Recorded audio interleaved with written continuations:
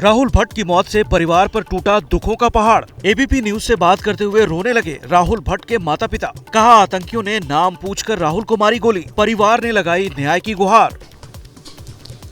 बच्चा ही क्या बोल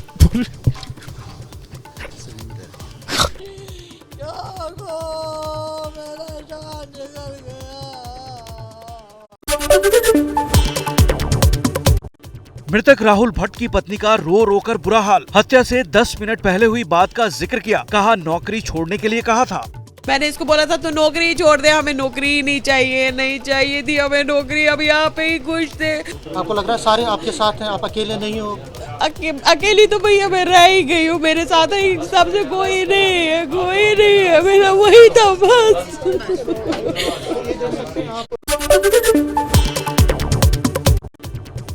सुरक्षा बलों ने लिया कश्मीरी पंडित राहुल भट्ट की हत्या का बदला। कश्मीर में 3 आतंकी ढेर। सूत्रों के मुताबिक राहुल भट्ट की हत्या में शामिल थे तीनों आतंकी। बडगाम श्रीनगर हाईवे पर कश्मीरी पंडितों का विरोध प्रदर्शन। बडगाम में एयरपोर्ट रोड की तरफ बढ़ रहे प्रदर्शनकारियों पर पुलिस ने छोड़े आंसू गैस के गोले। राहुल भट्ट की हत्या के विरोध में जुमा में फूटा लोगों का गुस्सा। सड़क जाम कर लोगों ने जताई नाराजगी।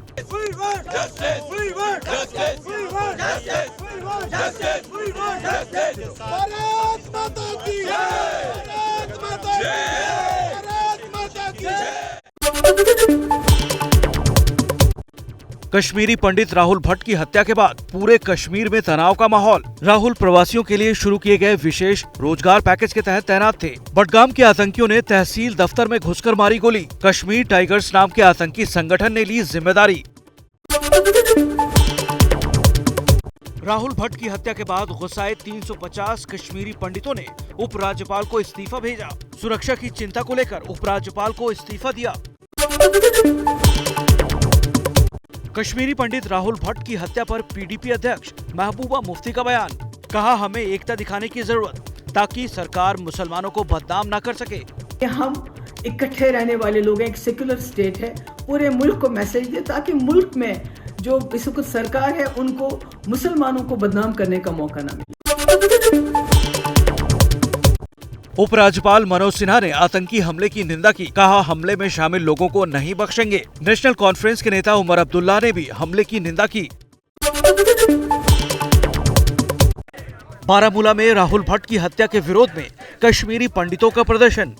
पंडित कॉलोनी में हत्या से लोगों में आक्रोश। बीजेपी नेता कविंद्र गुप्ता ने विपक्षी दलों पर साधा निशाना। कहा, जम्मू कश्मीर की राजनीतिक पार्टियां आतंकवादियों के पक्ष में बयान देकर माहौल खराब कर रही हैं। कुछ ऑर्गेनाइजेशंस जो वहां पर काम कर रही हैं, मिलिटेंट आउटफिट्स हैं या कुछ ऐसी ऑर्गेनाइजेशन जो लगातार प्रयास करती रहती हैं कि कश्मीर का जो माहौल एक शांतिपूर्ण होता जा रहा है उसको किस प्रकार से खराब किया जाए। पुलवामा में आतंकियों ने पुलिसकर्मी को मारी गोली। घायल एसपीओ रियाज अहमद की इलाज के दौरान मौत हो गई। श्रीनगर के आर्मी अस्पताल में चल रहा था इलाज।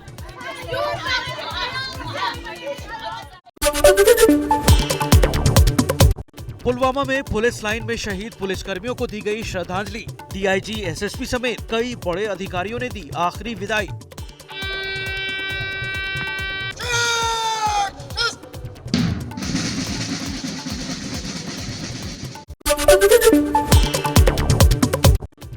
जम्मू से कटरा जा रही यात्री बस में आग लगी। चश्मदीदों का दावा, तेज धमाके के बाद बस में लगी आग। हालांकि प्रशासन ने धमाके की बात खारिज की। एकदम से बस में ब्लास्ट हो गया। उसके बाद कितने लोग थे उस गाड़ी में? बहुत सारे लोग थे, अंदर है जले। राहुल भट्ट की हत्या के बाद कश्मीरी पंडितों की सुरक्षा को लेकर बड़ा फैसला। 19 कश्मीरी पंडित अफसरों की फील्ड पोस्टिंग से हटाकर सुरक्षित जगह पर तबादला। कश्मीर में टारगेट किलिंग को लेकर सरकार की चिंता बढ़ी। कश्मीर में सुरक्षा को लेकर गृह मंत्रालय में बड़ी बैठक। सीमा पर एंटी ड्रोन सिस्टम लगाने को लेकर चर्चा हुई। अमरनाथ यात्रा की तैयारी के मद्देनजर सुरक्षा की समीक्षा। 30 जून से शुरू होने वाली है अमरनाथ यात्रा। ज्ञानवापी सर्वे का मामला सुप्रीम कोर्ट पहुंचा। एक वकील ने सुप्रीम कोर्ट में याचिका दाखिल की। याचिका में वाराणसी कोर्ट के आदेश पर रोक की मांग, सर्वे पर तुरंत रोक से सुप्रीम कोर्ट का इनकार। ज्ञानवापी में सर्वे के कोर्ट के फैसले पर AIMIM प्रमुख ओवैसी ने उठाए सवाल। कहा, एक मस्जिद खोए दूसरा नहीं खोना चाहते, सुप्रीम कोर्ट में हो सुनवाई। मैं एक मस्जिद को खो चुका हूं, मैं एक और मस्जिद को खोने के लिए तैयार नहीं हूं।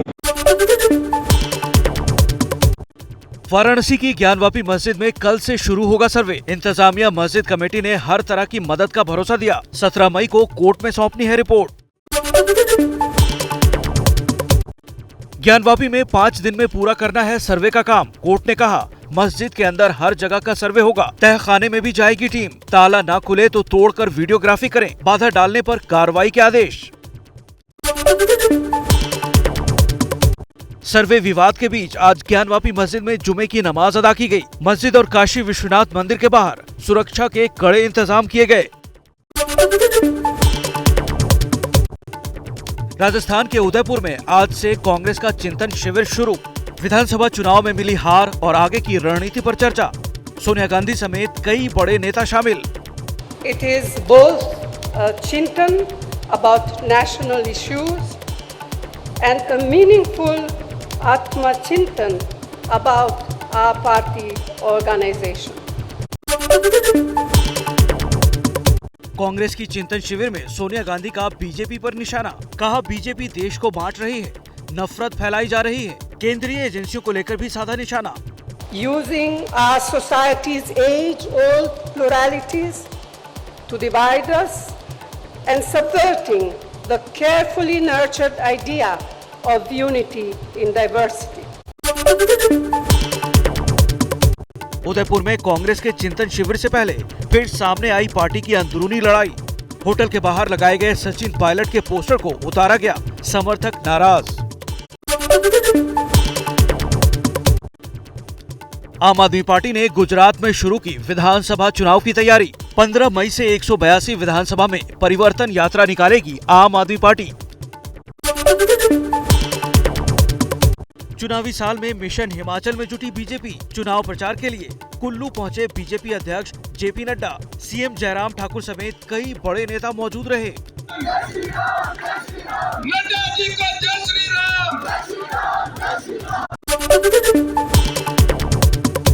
दिल्ली के करोल बाग में अतिक्रमण हटाने पहुंचा बुलडोजर। पार्क से हटाया गया अवैध कब्जा।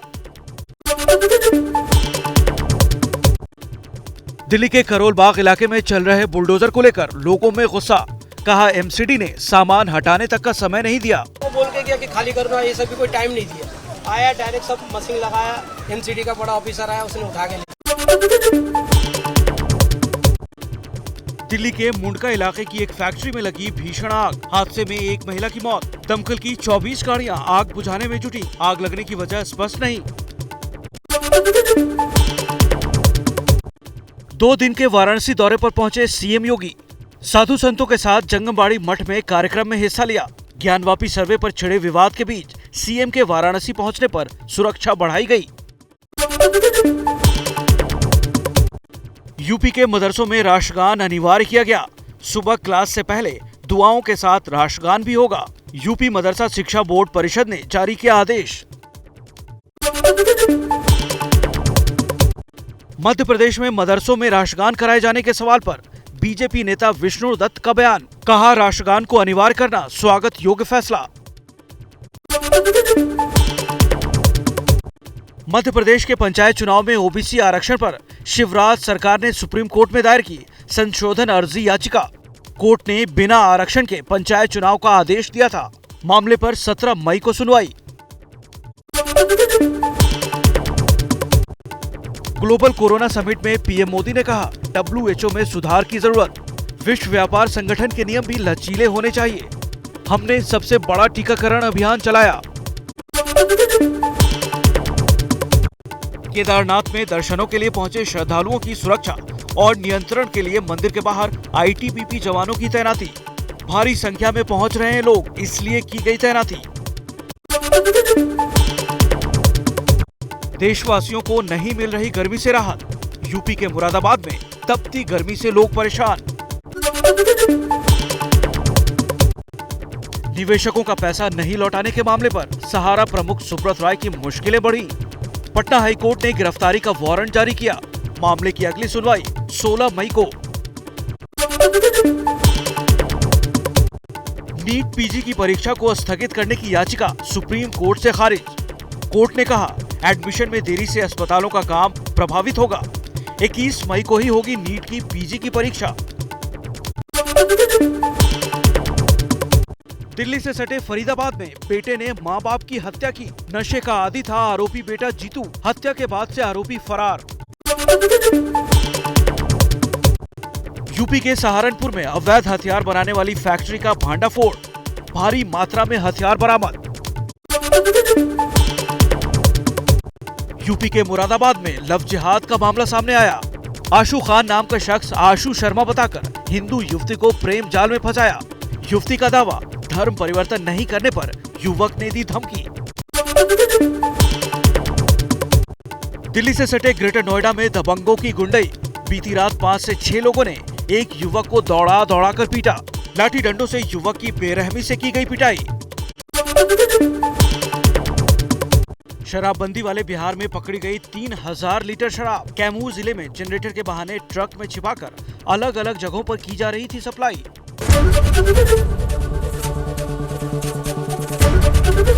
एबीपी न्यूज आपको रखे आगे।